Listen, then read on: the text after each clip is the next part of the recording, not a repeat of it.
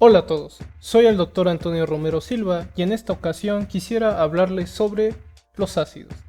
Los ácidos podemos encontrarlos en nuestra vida diaria, desde las frutas como los limones, los jitomates o las naranjas, hasta en las bebidas carbonatadas como lo son los diferentes refrescos, en medicinas como la aspirina, en artículos de limpieza y de cocina como lo es el vinagre, o en la producción industrial de ácidos fuertes como lo son el ácido sulfúrico o el ácido nítrico.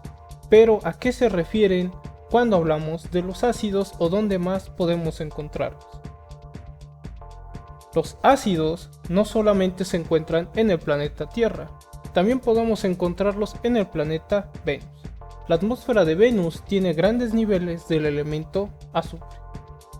Un elemento podemos recordarlo como una sustancia que no puede dividirse en sustancias más simples por medio de reacciones químicas. Y en Venus, este azufre lo podemos encontrar como el compuesto de ácido sulfúrico. Al hablar de un compuesto, estoy diciendo que varios elementos se han unido para formar el compuesto. El ácido sulfúrico, además de tener azufre, tiene oxígeno e hidrógeno. En la atmósfera de Venus, el ácido sulfúrico está en pequeñas gotas en las nubes que se encuentran alrededor de Venus. Los ácidos también son importantes porque nos ayudan a obtener otros compuestos como la famosa nitroglicerina, la cual principalmente se asocia a explosiones. Pero esta misma nitroglicerina se ha usado para aliviar, por ejemplo, la angina. La angina es una enfermedad donde se siente opresión en el pecho, ya que hay un flujo sanguíneo menor hacia el corazón, lo cual provoca este dolor. La nitroglicerina, que fue descubierta, mejor dicho, inventada por Alfred Nobel, incluso él la tomó como medicación, ya que él tenía problemas cardíacos. Algo que podemos saber sobre los ácidos es que los ácidos, si están en el papel, hacen que se vuelvan frágiles. Entonces, si nosotros queremos que nuestras hojas de papel que tengan algunos recortes no se hagan frágiles con el tiempo, necesitaríamos que fuera un papel libre de ácidos. Entonces, para preservar libros, por ejemplo, de recortes, necesitamos que no tengan ácidos en el papel. ¿Qué es un ácido? Para contestar esto, vamos a centrarnos en sus propiedades, es decir, en las características que tienen los ácidos. Una de estas características es su sabor. La palabra ácido proviene del latín ácidos, que significa agrio. Como es el sabor de los limones, que tienen un sabor agrio, y este sabor agrio viene del ácido cítrico que tienen los limones, cuya estructura es la que aparece en pantalla. También, por ejemplo, la crema agria, lo que tiene es ácido láctico, que es lo que le da ese sabor agrio. La estructura del ácido láctico es la que se muestra en pantalla. También podemos notar si algo es un ácido si lo ponemos en litmus. El litmus es un colorante que viene de líquenes y nos ayuda a saber si algo es ácido o es básico. Cuando es ácido, el litmus primero es de color azul, pero si lo ponemos en contacto con algo que es ácido, se torna de color rosa. Por su parte, los ácidos tienen la característica de disolver metales. Y si un ácido se combina con bases, van a formar sales. Entonces, varias características nos definen un ácido. La historia de los ácidos y las bases las podemos rastrear primero con Robert Boyle, quien era un químico irlandés. Fue la primera persona en clasificar varios compuestos químicos y entre ellos estaban los ácidos y las bases, y lo que él usó para clasificarlos fueron sus características como las que mencionamos anteriormente. Pero lo que no sabía Boyle era el por qué tenían estas características los ácidos. Para esta explicación, 200 años después aproximadamente, Svante Arrhenius, un químico sueco, fue el primer científico en que explicó por qué una sustancia al disolverse en agua se disocia en iones, y esto es lo que vamos a conocer como un ácido de Arrhenius. Pero al introducir el concepto de iones tenemos que repasar brevemente lo que es un átomo. En pantalla se muestra un átomo, el cual pueden ver en el centro esferas de color gris y amarillas que representan el núcleo del átomo, y estas órbitas alrededor de este núcleo tienen electrones. Entonces vayamos paso a paso. Un átomo es el bloque de construcción de toda la materia. Entonces la materia está hecha de átomos. Estos átomos son la unidad más pequeña de un elemento. Un elemento es aquel que ya no se puede descomponer en algo más simple. Nuestros átomos, a su vez, están construidos con partículas que son electrones, protones y neutrones. Los electrones son partículas con carga negativa. Al hablar de una partícula me refiero a un objeto que es pequeño. Entonces, en el electrón hay una partícula con carga negativa y se están representados en la imagen como estos óvalos de color verde que tienen E y arriba un signo de menos para representar que son un electrón. Los protones, por su parte, tienen cargas positivas, son las esferas amarillas que están en el centro del átomo. Y los neutrones también se encuentran en el núcleo y son partículas que no tienen carga. Los electrones están en estas órbitas que son niveles de energía. Al decir que son niveles de energía, son como escalones, valga la redundancia, en una escalera donde los electrones se van a estar moviendo. Estos niveles de energía también podemos entenderlos como capas, donde en la primera capa en este átomo hay 2 electrones y en su segunda capa hay 4 electrones. Es importante recordar que si yo tengo, por ejemplo, 6 electrones, tengo 6 cargas negativas y tengo 6 protones, que son 6 cargas positivas. Al sumar 6 cargas positivas y 6 cargas negativas, yo no tengo carga eléctrica. Mi átomo es neutro. Al decir que es neutro, es que no tiene carga eléctrica. Ahora sí, que es un ion, es una partícula cargada, entonces va a tener una carga o positiva o negativa. Cuando un ion tiene una carga positiva, se le llama catión, y para lograrlo un átomo tiene que perder uno o varios electrones. Si gana uno o más electrones, se vuelve negativo, ya que ahora tiene cargas negativas de más. Entonces ahora es un ion negativo que se llama anión. Entonces, por ejemplo, si yo quito un electrón, entonces voy a formar un ion positivo. Si solo quito un electrón, por ejemplo del átomo que tengo, tendría una carga de más 1, porque ahora tengo 6 cargas positivas y 5 negativas, me sobraría una carga positiva. Entonces esta carga positiva que sobra haría que el átomo se cargara positivamente, entonces ahora tengo un ion positivo.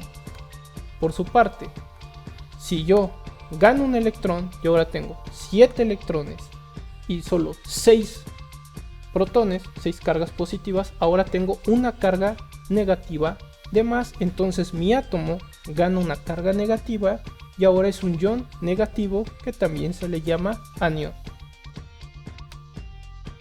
Regresando a los trabajos de Arrhenius, encontraremos que cuando un ácido se disuelve en agua, se combina con el agua, lo que nosotros vamos a observar es que este ácido se va a separar en iones, es decir, en partículas cargadas. Otra manera de decir que se separa en iones es decir que se disocia el ácido. A este proceso donde se separan los iones se le llama ionización o disociación. Ahora, si yo tengo agua y por ejemplo tengo cloruro de hidrógeno, donde HCl es su fórmula, que me quiere decir que hay un átomo de hidrógeno y hay un átomo de cloro, se combinan con el agua, lo que voy a obtener es una mezcla homogénea, es decir, una mezcla uniforme, a la cual se le llama disolución, que es como la que aparece en pantalla, donde yo encontraría que este cloruro de hidrógeno, donde estaba el hidrógeno y el cloro unidos, ahora pasan a estar separados en una carga positiva que se queda en el hidrógeno y en una carga negativa que se queda en el cloro.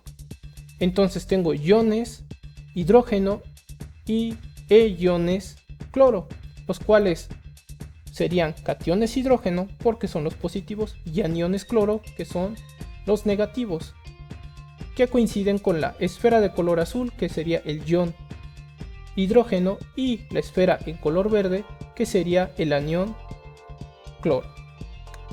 Por lo tanto, Arrhenius define un ácido como una sustancia que se disocia en agua para formar estos iones hidrógeno. Entonces, para Arrhenius, si una sustancia se separa en iones y estos iones son hidrógeno, entonces hablamos de un ácido. Hay varios tipos de ácidos, como el ácido nítrico, el ácido sulfúrico y el ácido fosfórico. Para el ácido nítrico lo podría representar de esta manera, donde el hecho que se estén tocando las esferas indica que están unidas por fuerzas de atracción. Estas fuerzas de atracción son lo que nosotros conocemos como enlaces químicos. Entonces hay enlaces químicos entre estas esferas. El ácido nítrico tiene hidrógeno, nitrógeno y oxígeno, como pueden verlo en las esferas. ¿Qué va a pasar si se disocia el ácido nítrico? Bueno, por una parte quedaría el hidrógeno y por otra parte quedaría el nitrógeno con los oxígenos. De tal manera que el hidrógeno quedaría positivo y este nitrógeno con oxígenos quedarían con una carga negativa. Tendría entonces un catión hidrógeno y esta unión del nitrógeno con estos tres oxígenos lo conocemos como el anión nitrato. Entonces, el ácido nítrico cuando se disocia me forma un catión hidrógeno y un anión nitrato. Como solo se libera un solo ion hidrógeno, hablo de un ácido monoprótico. ¿Cuál sería el caso del ácido sulfúrico? El ácido sulfúrico lo puedo representar así con esferas. Cada esfera me representa un átomo y aquí cuando se disocie voy a tener que tengo dos cationes hidrógeno y un anión sulfato. Sulfato es el nombre que se le da a este azufre con 4 oxígenos unidos con una carga de 2-. Entonces, el ácido sulfúrico cuando se ioniza forma 2 iones hidrógeno y un ion sulfato. Como se liberaron 2 iones hidrógeno, hablo de un ácido diprótico. Para el caso del ácido fosfórico, podemos ver que hay 3 hidrógenos. Entonces, cuando se ionice el ácido fosfórico por completo, tendría que se formaron 3 cationes hidrógeno y un anión fosfato, el cual tiene una carga de 3 metros. Entonces el ácido fosfórico, al disociarse por completo, puede liberar 3 iones hidrógeno y un anión fosfato. Como liberó 3 iones hidrógeno, al ácido fosfórico se le denomina ácido triprótico. Pero no solo existe la definición de Arrhenius para los ácidos. Dos científicos, Thomas Lowry y Johannes Brønsted, trabajaron independientemente para llegar en el año de 1923 a definir que un ácido es una sustancia que dona cationes de hidrógeno, como ya habíamos visto, que se representa con una H y un símbolo de más para indicar que el hidrógeno tiene una carga positiva. A los cationes de hidrógeno también se le llama protones y lo pueden encontrar así en varias referencias. Entonces, si yo tuviera ácido clorhídrico e hidróxido de sodio, los cuales yo voy a combinar, si el ácido clorhídrico dona este hidrógeno al hidróxido de sodio, será un ácido. Y es lo que sucede cuando los combinamos. Ahora, el sodio está unido al cloro y el átomo de hidrógeno, que inicialmente era del ácido clorhídrico, queda con la parte del OH del hidróxido de sodio. Entonces el ácido clorhídrico es un ácido de Brønsted y Lowry. Entonces yo inicialmente tenía ácido clorhídrico e hidróxido de sodio y después tengo cloruro de sodio que es una sal y agua. Entonces, al combinar un ácido y una base para formar sal y agua, hablo de una reacción de neutralización, la cual se explorará en un futuro video. Y existe una definición más de que es un ácido que fue dada por Gilbert Newton Lewis, donde nos dice que una sustancia que acepta un par de electrones es un ácido. Antes de avanzar en esta explicación, recordemos otra vez a nuestro átomo. Nuestro átomo, como había dicho, tiene capas y la capa más externa se le conoce como capa de valencia. Entonces, los electrones que están en esta capa externa serán electrones de valencia y son los electrones de esta capa externa. ¿Por qué es importante diferenciar esta última capa? Porque Lewis dio una regla que se conoce como la regla del octeto, que es una regla de oro que se aplica casi en general, donde se nos dice que un átomo va a ser más estable cuando tiene 8 electrones en su capa externa. Entonces los átomos van a tener una tendencia a estabilizarse y para ello van a ganar, van a perder o incluso van a compartir electrones para lograr estos 8 electrones. Entonces, si yo tuviera un trifluoruro de aluminio donde un aluminio está unido a 3 flúors, estas varillas son estas fuerzas de atracción que mantienen unidos a los átomos, que se llaman enlaces químicos. Si yo acercara un flúor que tiene carga negativa y va a llegar con un par de electrones que estoy representando con la varilla, entonces ahora el trifluoruro de aluminio está aceptando un par de electrones. Al aceptar este par de electrones, ahora obtengo un tetrafluoruro de aluminio y esto me da a entender que el ácido de Lewis era mi trifluoruro de aluminio porque aceptó un par de electrones, que es la definición que había dado Lewis. Ahora, por su parte, puedo encontrar ácidos fuertes y ácidos débiles. ¿En qué se va a basar si uno es fuerte o uno es débil? En lo siguiente. Un ácido fuerte va a ser cuando se disocia por completo nuestro ácido y va a formar iones hidrógeno al 100%. Entonces el ácido clorhídrico habíamos visto que forma un catión hidrógeno y un anión cloro. Es un ácido fuerte porque al 100% se separa el hidrógeno del cloro para formar cationes hidrógeno. Hay 7 ácidos fuertes solamente y son el ácido clorhídrico, el ácido bromhídrico, el ácido yodhídrico, el ácido clórico, el ácido perclórico, el ácido nítrico y el ácido sulfúrico. Entonces, ¿qué pasa con los ácidos débiles? Bueno, aquí la disociación es parcial de nuestro ácido en su formación de iones hidrógeno. Entonces, si yo tengo ácido acético, que es el que encontramos en el vinagre, encontraríamos quizás que 1%, 5% de todo mi ácido acético va a formar estos iones hidrógeno. Entonces encontraría tanto iones hidrógeno como el ácido acético que no se disoció, porque solo una parte de ese ácido acético se disocia, es decir, forma iones. Ejemplos de ácidos débiles es como el ácido fluorhídrico, el ácido fórmico, el ácido nitroso, el ácido sulfuroso, el ácido fosfórico o el ácido carbónico, el cual podemos encontrar en las bebidas carbonatadas como los refrescos o las sodas.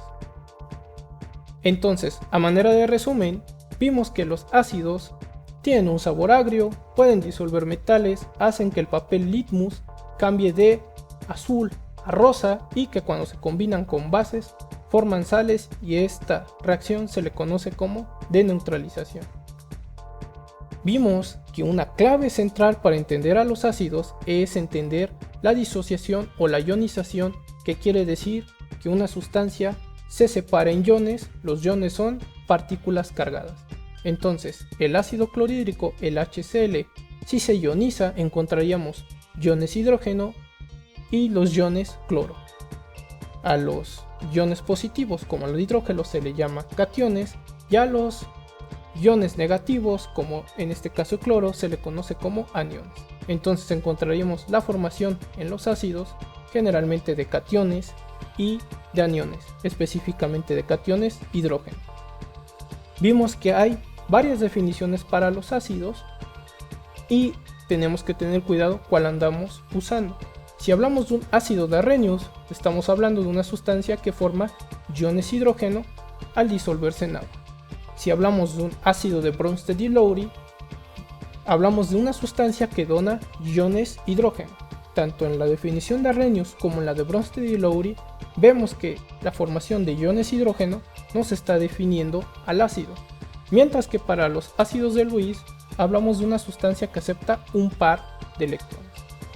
Es relevante decir que la definición de Lewis engloba tanto a la definición de Bronsted como a la definición de Arrhenius. Y finalmente vimos que hay ácidos fuertes que, al decir que son fuertes, nos indica que se disocia nuestro ácido por completo para formar sus iones hidrógeno, mientras que para los ácidos débiles la disociación solamente va parcial, es decir, solo una parte de nuestro ácido va a formar estos iones hidrógeno.